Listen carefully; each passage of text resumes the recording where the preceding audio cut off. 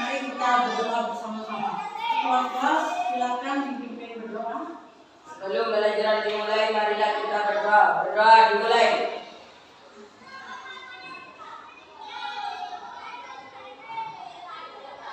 Berdoa selesai. Terima kasih. Oke, sebelum kita mulai belajar, kita yel-yel dulu ya biar semangat. Ya. Tepuk semangat.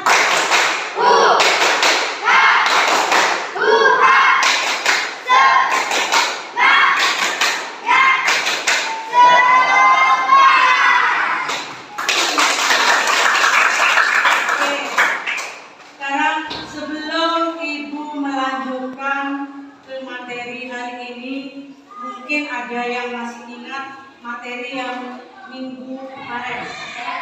Ada yang masih ingat?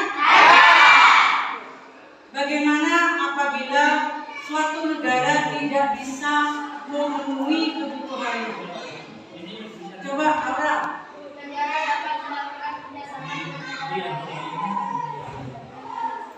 Oke, jadi apabila ada suatu negara tidak bisa memenuhi kebutuhannya, negara tersebut akan bekerjasama dengan negara lain. Kemudian faktor apa saja yang menyebabkan negara tersebut tidak bisa memenuhi kebutuhannya? Ada yang bisa? Coba Andre.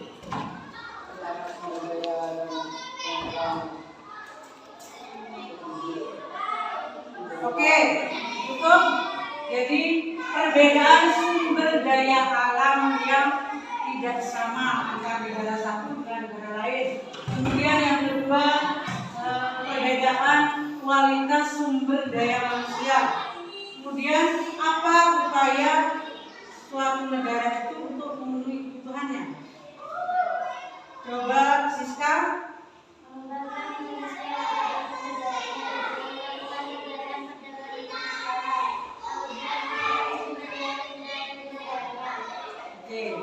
Jadi karena kalian sudah paham dengan materi yang sebelumnya, sekarang Ibu lanjutkan ke materi hari ini.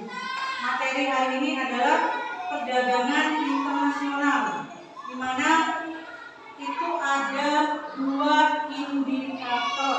Yang pertama, pengertian perdagangan internasional, kemudian yang kedua, merinci faktor penyebab perdagangan nasional yang melalui perdagangan internasional.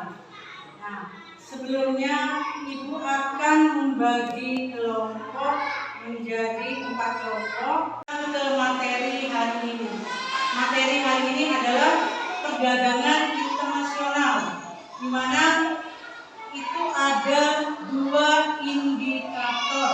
Yang pertama, pengertian perdagangan internasional, kemudian yang kedua, merinci faktor penyebab perdagangan nasional yang melalui perdagangan internasional.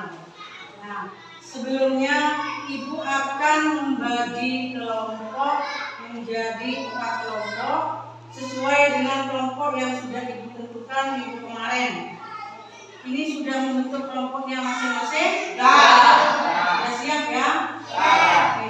Jadi nanti di tiap kelompok itu ada 2 kelompok pertama dan kelompok kedua. Kelompok pertama misalnya Aura dengan Karin. Itu nanti tugasnya apa? Berkunjung atau bertamu ke kelompok lain, membawa hasil temuan yang kalian dapatkan di kelompoknya masing-masing. Paham? Paham. Oke. Selanjutnya.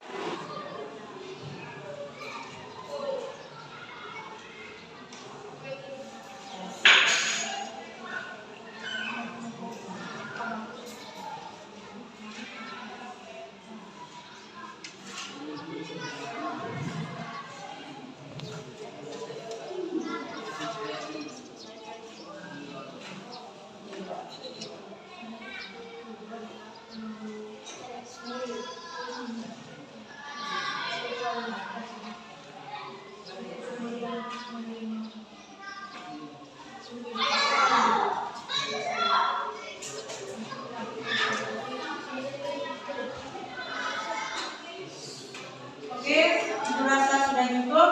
Silakan kembali ke kelompoknya masing-masing.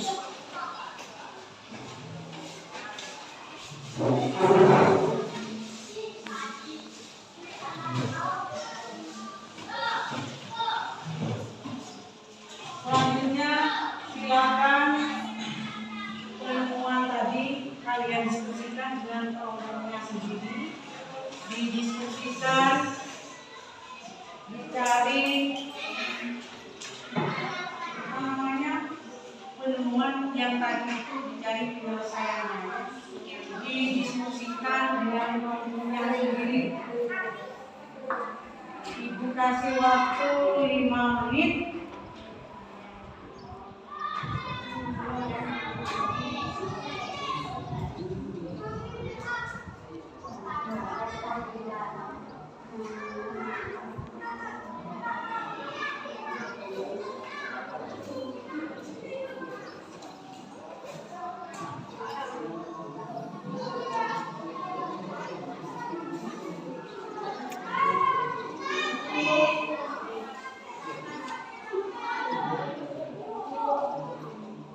Kalau ada yang tidak paham boleh bertanya.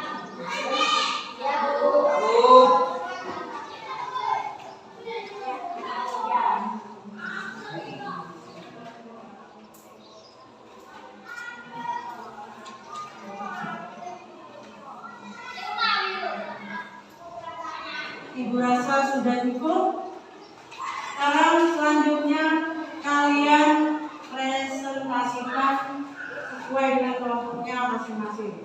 Jadi dimulai dari kelompok 1. Silakan. Kelompok 1. Laura. Hasil diskusi kelompok 1. Perbedaan perdagangan dalam negeri dan perdagangan luar negeri. A. Perdagangan dalam negeri. 1. Pembeli dan penjual cenderung interaksi langsung. 2. Mata uang berbeda. 3. Peraturan perundangan berbeda sama. 4. Perdagangan di dalam wilayah suatu negara. D. Perdagangan internasional. Peraturan perundang-undangan berbeda. Pembeli dan penjual tidak berinteraksi langsung. 3. Mata uang berbeda. 4. Kegiatan dilakukan dalam wilayah antar negara. Oke. Tepuk tangan dulu. Sekarang mungkin ada tanggapan dari kelompok lain. Silakan. Ada kelompok lain? Oke, kelompok 2 silakan. Menghadap ke kelompok 1 tidak apa-apa. Oke, ya.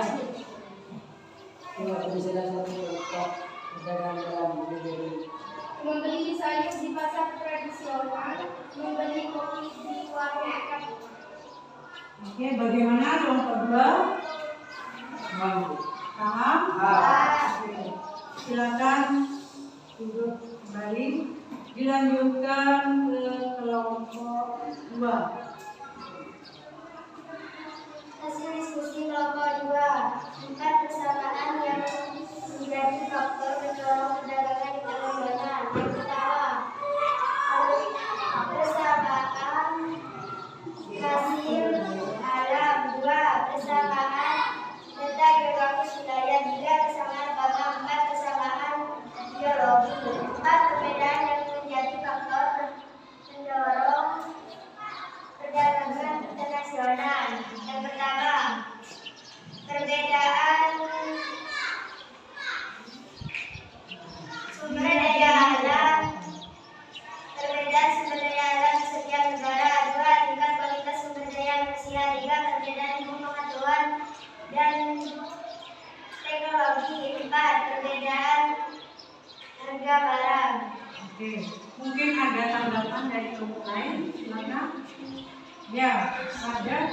Mengapa sumber daya alam di setiap negara menjadi faktor pendorong perdagangan nasional?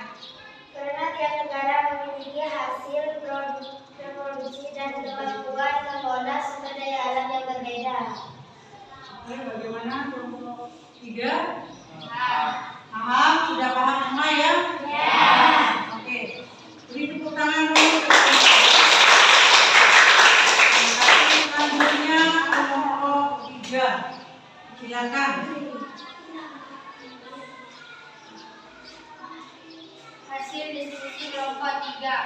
perdagangan internasional dapat menstabilkan harga. Kaedah perdagangan internasional menggunakan mata uang dolar yang sifatnya cenderung stabil, cenderung memiliki harga yang lebih murah dan kualitas baik sehingga mengambil pasar dalam membeli untuk menekan harga. Pengertian perdagangan internasional jual beli antar dan jual antar negara yang dengan negara lain dalam bentuk ekspor impor. Mungkin ada yang mau menanggapi? Ya, ada. Sudah paham semua? Ekspor, impor sudah paham semua ya? Ya. Oke. Kita beri tepuk tangan dulu. Sekarang yang terakhir kelompok 4. Hasil diskusi kelompok 4. 1. Tata dasar mengapa barang-barang impor membaik di Indonesia. 1. Pertama, mengapa kualitas impor dalam negeri yang kurang baik dan tidak berkualitas. 2.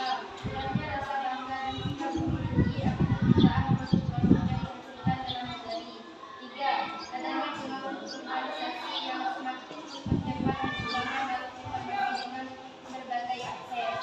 2. Penggunaan adanya impor. 1. Memenuhi kebutuhan. 2. Mempercepat hubungan. 3. Melakukan teknologi modern. 4. Meningkatkan produk dan pembayaran di pasar domestik. Oke, mungkin ada yang mau menanggapi dari presentasi kelompok 4, silakan. Coba Aura. Mengapa adanya impor barang dari luar negeri dikatakan dapat meningkatkan produk dan barang di pasar domestik? Karena dengan adanya impor, pasar tidak mempunyai mutu di dalam negeri untuk menciptakan produk yang semurah karena keterbatasan teknologi atau tidak adanya bahan baku yang dibutuhkan. Oke, bagaimana kelompok 1? Sudah paham?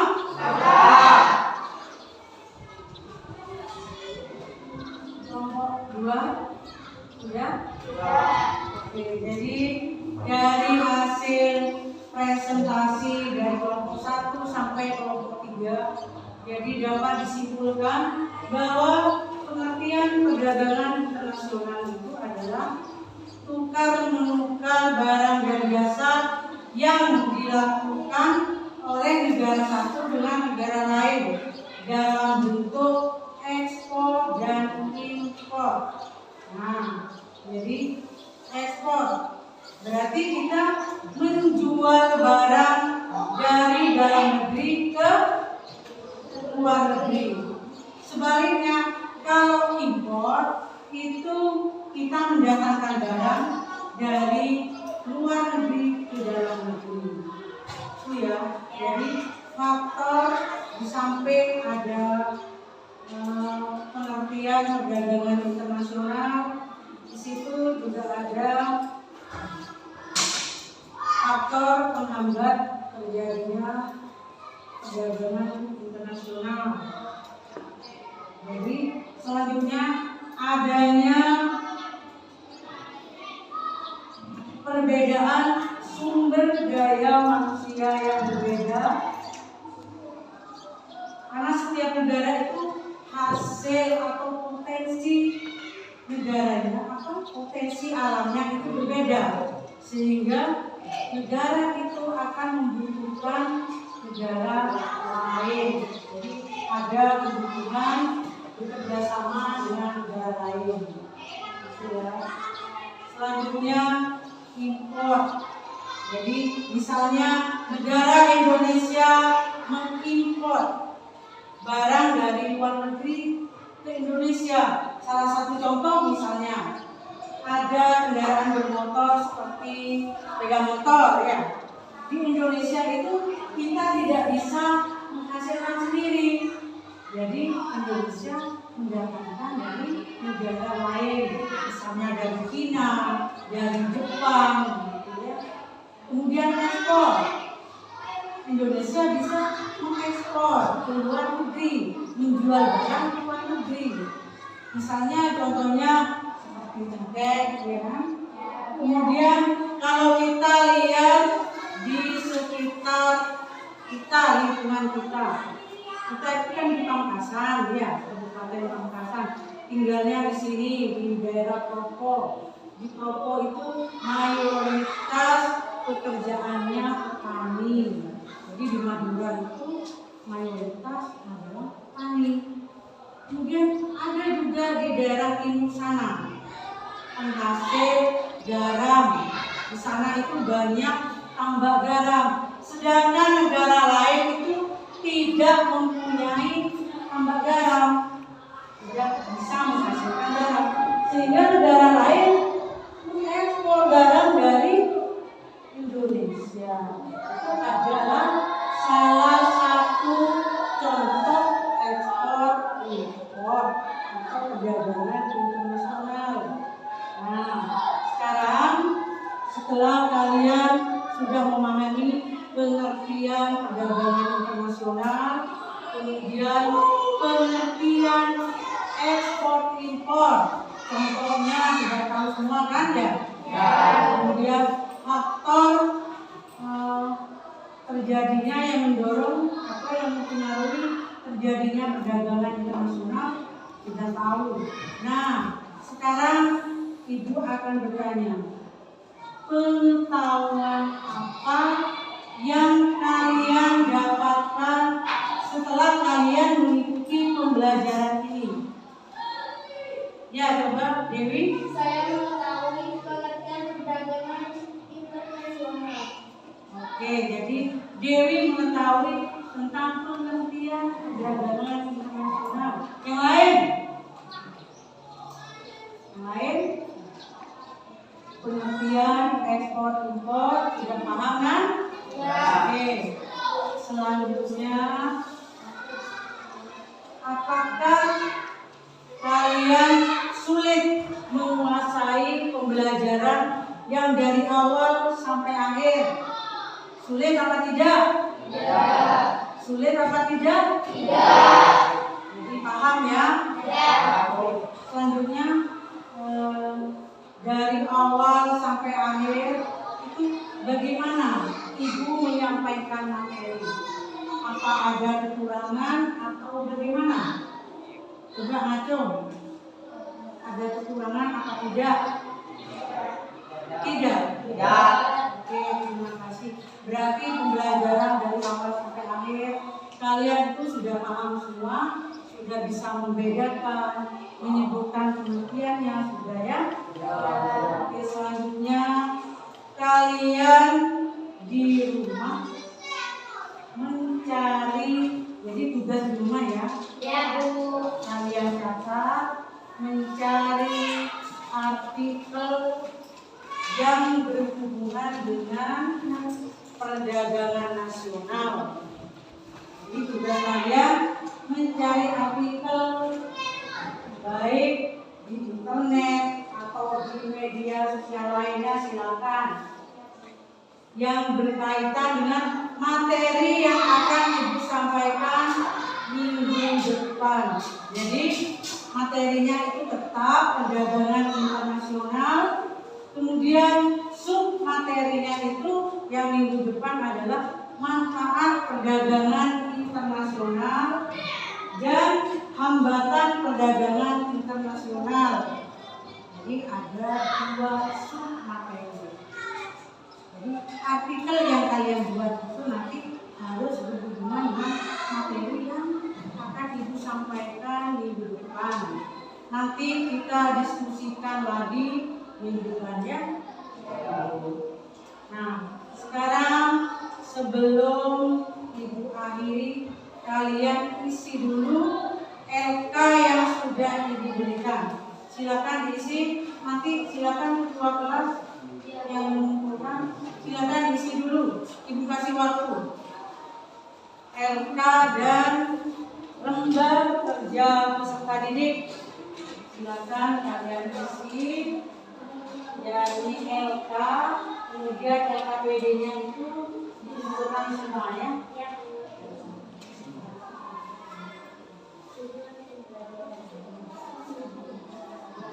Ibu kasih waktu.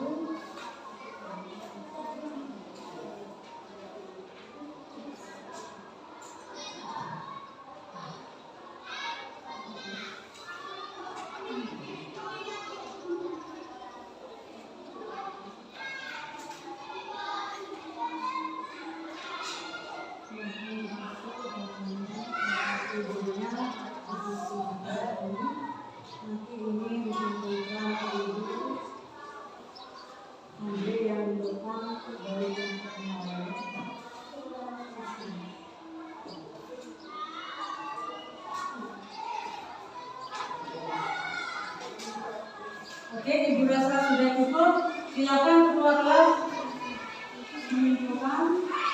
dikumpulkan semua dari kelompok 1, kelompok 2, kelompok 3 dan kelompok 4. Silakan dikasihkan ke kelompok. Silakan nanti diambil ke kelompok lain.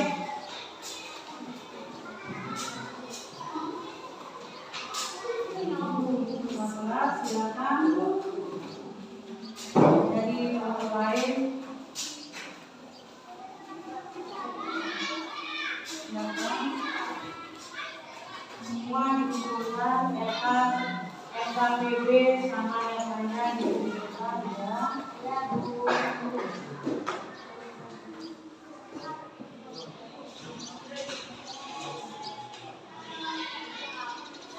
Oke, tinggal kelompok 1 ya.